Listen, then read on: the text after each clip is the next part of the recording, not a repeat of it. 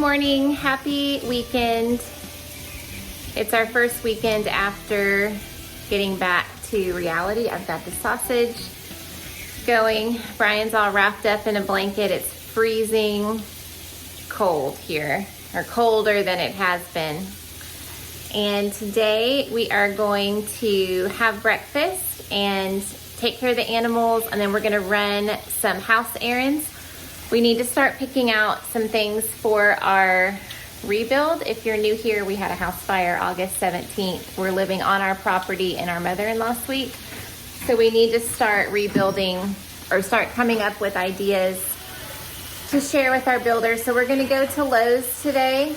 You can hear in the background through that window, they're building the roof right now. So we're gonna go to Lowe's to look at some tile. My mom lives right down the street, and Brian has to fix something in her bathroom, so he's got to get some parts for that.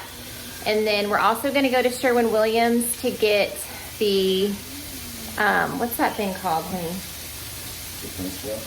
The paint swatch book. I don't know the word. The big one that has all their colors in it. We're going to go ahead and purchase that, so we have that here.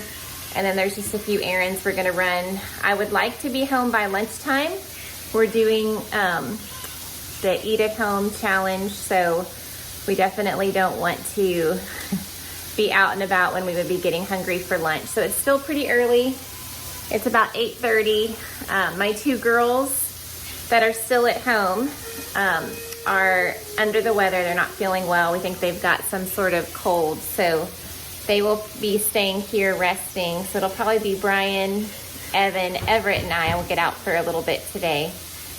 And it should be a good day. Tonight I'm gonna put in, where is it?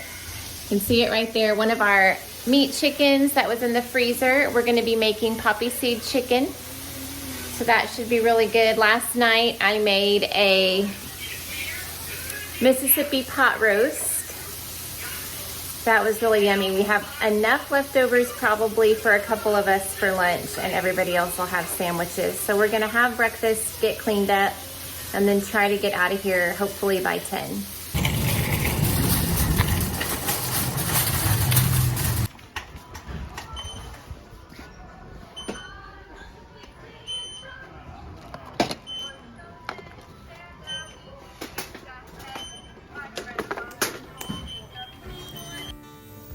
Okay, friends, while we were at Lowe's, we were having fun, picking out things and talking to y'all.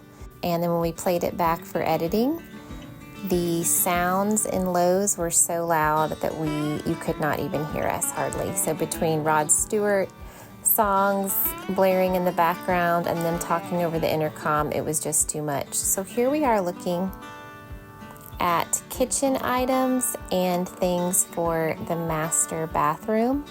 Our builder had reached out to us early in the week and told us that we really needed to start making some decisions and sending him a document that had some of the items that we had chosen. So it's fun and overwhelming at the same time. I had kind of been looking online at a bunch of different options, but I really was hoping that some of the items I would be able to find at either Lowe's or Home Depot just to save some costs. So we are gonna redo our master shower. I'm gonna buy a freestanding bathtub, a black one with claw legs. It is so gorgeous. And I want our shower to be really simple and not too modern. I know modern farmhouse is really popular right now, and while I do think it's lovely and I do like it, I really am, that's not the look I'm going for. I really want a more traditional looking home. Yes, we do live on land, we do have a hobby farm, and so I want there to be elements of farmhouse, but I really tend to kind of stay away from modern things when I'm picking things out.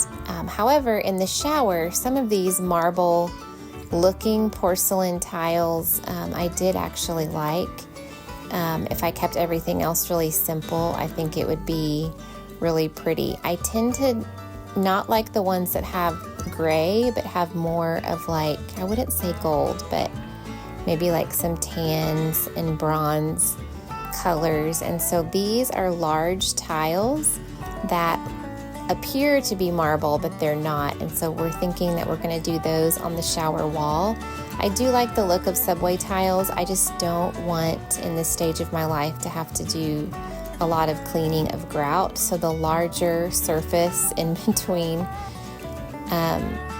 having to scrub grout, the better. So I made a few options, and these are some of our final selections.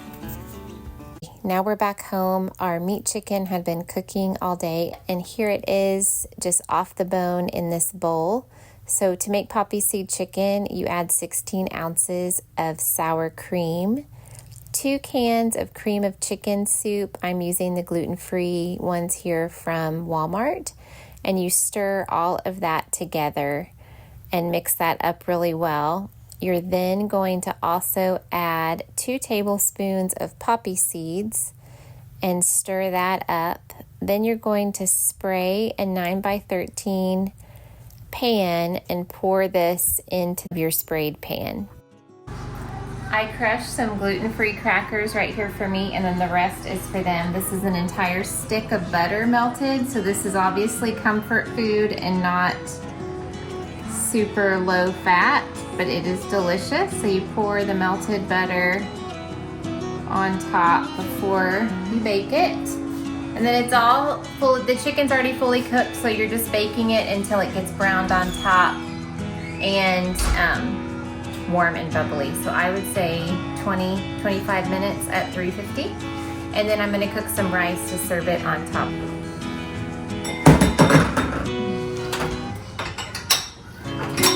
Did you get that on film? It's because it was all full of butter and slippery. Butterfingers.